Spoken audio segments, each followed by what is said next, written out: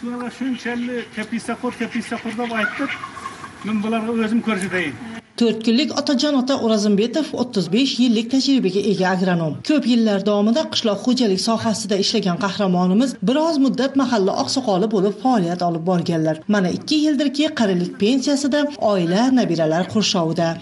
2024-yil xonadon hokim yordamchi bilan ayol qizlar faoli xo'jalik uyimizga keldi. Shunda bir kredit olib sizlar ham bir narsa ishlanglar.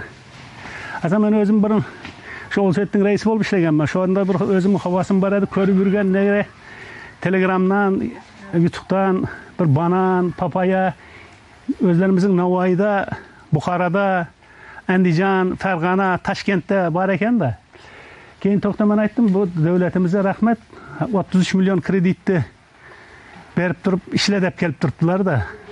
33 millionni oldik kreditni. Olingan kredit mablag'lari hisobiga 3 sotix maydonda termos usulida, ya'ni 2 qavatli qilib issiqxona qurildi va yanvar oyi oxirlarida Andijon viloyatidan keltirilgan 102 tup banan ko'chatlari ekildi. Bular kelgan vaqtida bir 3 sm edi. 3 sm. Hozir gidida 118 kun bo'libdi shu kun.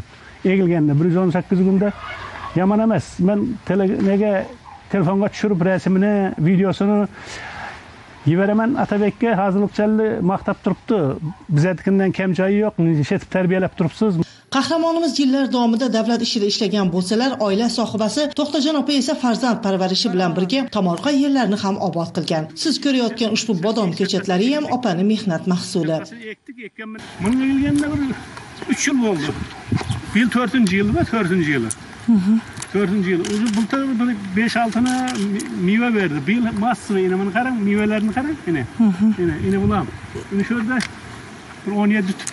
Şunun ondan ziyoti mevaga kirdi. Otajon ota O'razimbetov To'rtko'l tumani Bahor mahalla fuqarolari yig'inida istiqomat qiladilar. Hozirgi kunda tomorqadan unumli foydalanish bo'yicha otaning xonadoni mahalla ahliga o'rnak bo'lmoqda.